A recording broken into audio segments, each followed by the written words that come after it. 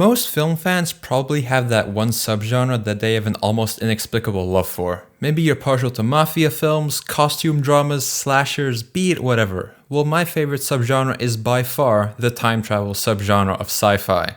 But that's not today's topic, because in honor of movie of the summer Twister's releasing, we are going to talk about one of my other favorite subgenres, the disaster movie, with a focus on natural disasters, or at least adjacent enough to them, so no Mr. Bean on this particular list. I don't know what it is about these movies, but ever since I was a kid, I've had this fascination around them. Maybe it's the bizarre imagery the wonderful VFX artists create, or the tropes that keep popping up throughout them. Maybe I'm just a nihilist that wants to see the world burn. Either way, when they're good, they're fun as hell, at least I think so, but I know they're far from the popular choice. So we're going to try something new on the channel with this. A tier list, one of man's great inventions. Rankings will be reserved for franchises with a lower amount of movies that I can focus on more individually. Ultimately, it doesn't matter. These tiers are not based on the scale of the disaster, and maybe not necessarily the objective quality of the movie. Rather, they are based on how good the movie is as a disaster movie. A lot I've seen very recently for the first time, and so they're very fresh in my mind. Some I haven't seen in years. Whatever, we'll figure it out. So let's just get to our first of many disaster movies. The predecessor for the movie we're doing this whole video in honor of, Twister, is a pure banger in the collage of many 90s disaster films, which might very well be my favorite decade of film in general. The VFX haven't aged incredibly well, some of the Twister related escapades do reach a ridiculous level at instances, but what a romp of a film, flying cow and all. Rival storm chasers chasing Twisters throughout the whole movie in big old trucks and cars, throw in a prime Bill Paxton along with Helen Hunt, what more could you ask for? It's an absolute breeze of a film that encapsulates what made this genre pop in the 90s, with recognizable actors throughout, even with the ever-present trope of a big smooch at the end of the film. One could say that it is laughable at times, but for whatever reason, I'm very willing to give it a pass because I just happen to enjoy it that much. You film enough cars driving fast, you'll have my respect. Twister gets an A, and I'm excited to see it get the Aliens treatment very soon. The Perfect Storm is far from a perfect movie. Given it's based on true events, it garners some additional respect, but it doesn't give it an automatic pass for a great movie. The first half is decent, setting up this fishing crusade that George Clooney and co must embark on, and up until the titular storm starts, it's a very fine movie. Then the perfect storm begins, and it's well shot, it's all very convincing,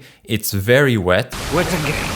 But at some point, the constant wetness is a little too much and you lose any tension that the movie has going for it. And although it's based on true events, there's not much character depth there to latch onto. So when there's so much stormage for so long, my viewing brain kind of goes on autopilot and I can't tell one scene from the other. And although there's some good sequences like the helicopter rescue attempt, on the whole, it's a little underwhelming. Of course, I say that from the comfort of my bed watching this on my laptop. The Perfect Storm thus slots in at the D tier. Greenland was a real surprise in an otherwise dire 2020. It was one of the few movies I was able to see in theaters, and it ended up being one of the best. By disaster movie standards, it's nothing spectacularly original. Gerard Butler has to save everyone, as he does in every movie, but from a comet this time. So his family has to get to Greenland, where there's a big bunker. So why was this such a positive surprise? Because it took its time to get us invested in the characters. Only a spoonful!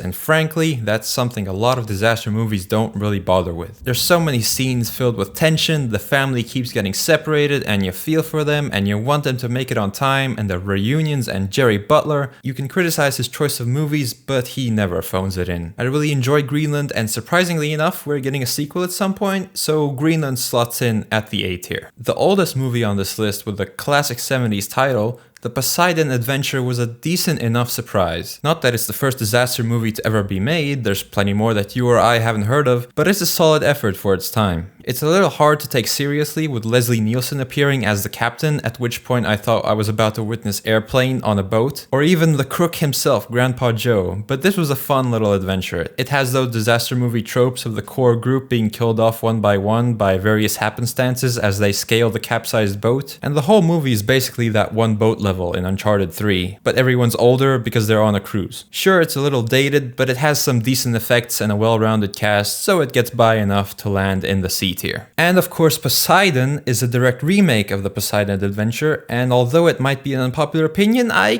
quite enjoyed it, even more so than the adventure. It took everything good about the original and 2000s-ify it with Kurt Russell at the forefront. Hell, even Captain Holt makes an appearance as the captain. But being a remake, it is very much more of the same, but made with the technology of the time, and that certainly helps it. Although some of the action sequences may ask you to suspend your disbelief, but by now I know what I like in my disaster movies, no matter the realism of it. The guy from American Psycho literally dolphin dives into a flaming pool and just comes out the other side like nothing happened, among a number of other feats. It's quite spectacular, really. It's the perfect kind of B-level disaster movie I enjoy, and that's exactly why it belongs in the B tier. Deep Impact started out rough, and it continued like that for most of the movie. One of the more well-known asteroid movies up until the last 30 minutes or so, it really isn't all that. I think the main problem is that there's no real sense of urgency, or at least I didn't feel it. Oh, there's a big-ass asteroid that's gonna kill us all. Well, it'll be alright. We've got this mission that will definitely succeed, and the astronauts are having a cookout, and there's just not a whole lot that's happening. But at least there's the last 30 minutes, which, in fairness, is quite decent and largely salvaged the movie for me. It's quite bleak, and I enjoy a disaster movie that dares to go bleak. Let's just say that there was a similar yet far superior movie that happened to come out in the same year, so we'll slot Deep Impact in at D. By far the most critically and financially successful movie on the list, Titanic has so much going for it. Not only is it James Cameron's best movie, by that stance it's probably the best disaster movie ever made, which is fitting considering it's one of the most famous real-world disasters of all time. And it has absolutely everything going for it, with a love story at the forefront, maybe the most iconic love story put to film, because as we all know, every great disaster movie needs a love story to buy into, and it goes without saying,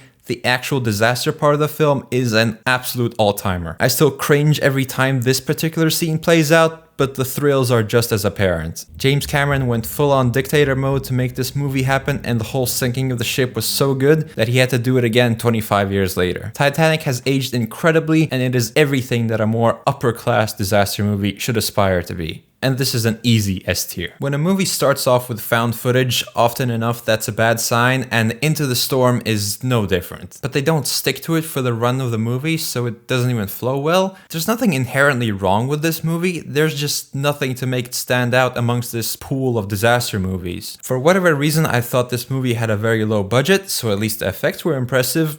I was wrong, but regardless, the effects were up to par, and there were some well-executed set pieces with the car, with the spikes, and the drain pipe at the end of the film. Its closest counterpart is probably Twister. Everyone's always trying to get some data, but that movie had that 90s feel about it, along with a star-studded cast. Here we have Freddie Benson and Lexa from The 100. Not the very worst, but certainly not the best. D tier. The core feels like it should have been made in the 90s, but I guess 2003 is close enough. And outside of the awful CG that is comically bad at times, this is disaster movie bliss. It knocks damn near every trope out of the park, with the characters getting killed off one by one through various stages of the bonkers sci-fi plan to restart the rotation of the Earth's core. The weird shit happening around the world and the scientists they bring in to explain it, another staple of these movies, stellar work. The core goes full-on wacky sci-fi for its premise and solution, and the journey to the center of the Earth that makes up most of the runtime is a joy to behold. Well, at least I think so. Even when we cut to the above ground action, there's some good set pieces that you've probably seen a clip or two. The ensemble cast make for a great group, and any movie that has Stanley Tucci in it is an automatic banger, let that be clear. So while it's not going to be making any all-time great lists, the core is a wonderful piece of leftover 90s cheese that hasn't gone past its expiration date yet, and that is enough to land it in the B tier. San Andreas is prime Dwayne Johnson cinema.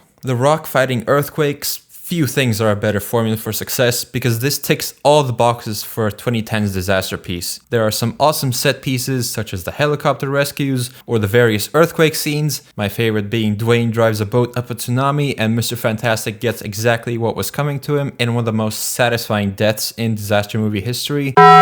So while the set pieces are great, it's the connective tissue where this movie falters. It does follow the classic undefeated trope of divorced parents working together to save their kid, but I couldn't buy into it as much for whatever reason. Maybe because one side of the movie is more engaging than the other, but at least Paul Giamatti pops up every now and then to talk about earthquakes. San Andreas has some awesome clips that are better off being watched on YouTube, and you won't really miss out on much, so that's enough to land it in the upper D tier. I didn't think it would be right to make this video without including the titular disaster movie, but I will be honest, I watched less than 5 minutes of this piece of shit and I was reminded why I despise this so-called genre of parody movies so much, especially the movie ones. Would it have gotten better? I seriously doubt it, but the F tier was looking a little empty regardless. So it turns out The Wave is one of several Norwegian disaster movies, although no more will appear in this video because it needs to go out at some point and one can only take so many disaster movies in a short amount of time. But this is exactly what you might expect from a Norwegian disaster movie. It's got a low budget, it has a serious tone, and it's a very well made disaster movie featuring the guy from Mission Impossible Fallout. It's got all the tropes of a family reuniting amidst disaster, but the disaster itself, although amplified for cinematic purposes, I'm sure, is rooted in real science and disasters that occur in Norway. That always adds a little credibility to the movie. Like any great disaster movie, it makes sure to establish the main character so that by the time we get to the buildup of the titular wave, which is done excellently, might I add, we care and are invested. The only foreign movie on the list, but a very good one, The Wave slots in at A. Moonfall was a very anticipated movie once upon a time, but for whatever reason I didn't end up seeing it in theaters, probably exams or whatever, which is weird because on the title alone I should have been there day one. The moon is falling. What's not to be excited about? But then I hear that there's AI inside the moon. You had my curiosity,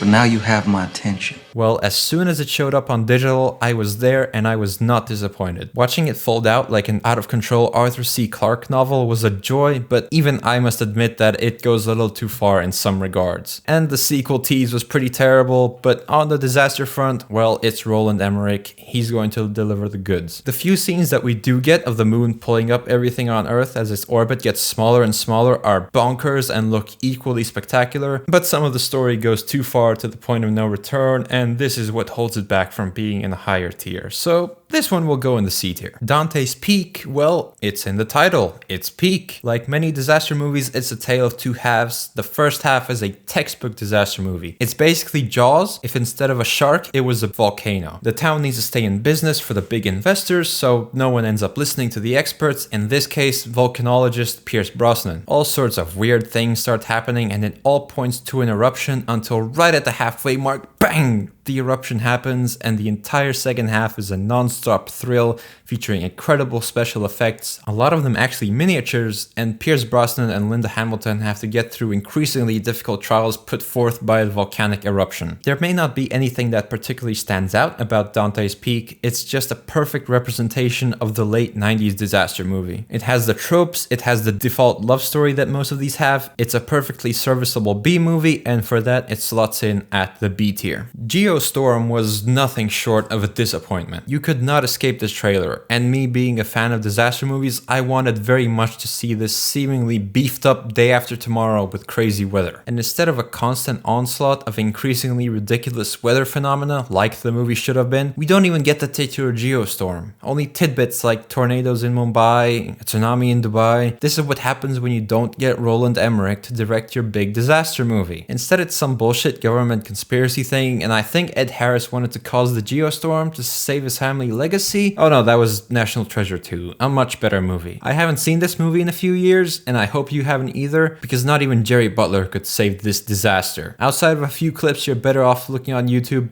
This is an easy F. The Impossible is another film on this list that is based on a true story, and on a technical side of things, this movie excels in the worst/best way possible, in that when the tsunami hits, it hits. And those first 40 minutes are definitely the film's best, but at the end of the day, I'm watching this from the comfort of my bed, while this actually happened, probably to a far worse extent. Between this movie and Society of the Snow, J.A. Bayona knows how to bring out a visceral feeling for these kind of scenes. And while I probably prefer that effort of his, The Impossible is just as an emotional journey. Pre-Spider-Man Tom Holland gives a great performance considering he is left to carry a lot of the emotional weight, and the film succeeds because of that we buy into this family's journey even if the ending feels a little abrupt in the sense that they get to fly away while the vast majority of people don't have that luxury. Despite that, this film is definitely worthy of the upper A tier. 2012 is by far the most influential movie on this list, at least in terms of activating my love for this genre, so there may be a little bias. And remember, this movie came out in 2009, so in 2012, 10-year-old me was a firm believer in the Mayans' prediction. I was ready and waiting on December 21st, 2012, but I suppose it wasn't meant to be. So if I were to point out one definitive disaster movie, it would absolutely be this one because of the sheer bombasticness and scale of the global disasters and the personal bias, of course. And I love the little world building tidbits in this, if you can call it that. The Chinese built arcs, the €1 billion ticket selling, animals getting airlifted onto the arcs. I wonder if such a plan actually exists. I imagine they have a plan for any scenario. But like I mentioned before, the disasters themselves are what makes this movie stand out to me, and this family's journey to make it to the arcs for a chance at survival is the necessary emotional pull that any good disaster movie needs. If none of that convinces you, maybe the conspiracy theorist Woody Harrelson will. This is absolutely an A-tier Roland Emmerich disaster piece. Volcano is the epitome of 90s disaster movie cheese. A volcano suddenly bursts out of the ground in Los Angeles, causing a massive flood of magma throughout the city. That pitch was all I needed, and it absolutely lived up to it. It tries to stuff in a racism message somewhere, which is certainly a choice in your movie titled Volcano, but alright. Like I said, there's a lot of cheese in this movie, and I'm not talking about the moon. I think this scene sums it up pretty well. You've probably seen it somewhere already, but even with the cheese, there's certainly some fun bits in there with ever ridiculous instances of people in danger because of the spreading lava, various pyrotechnics, and Tommy Lee Jones is killing it with every second he's on screen. Some special effects leave something to be desired, but it was the 90s, they were doing their best. Not the greatest disaster movie, but very far from the worst. It fully understands what it's trying to be, and that's enough for a C position in the tier list. Sharknado.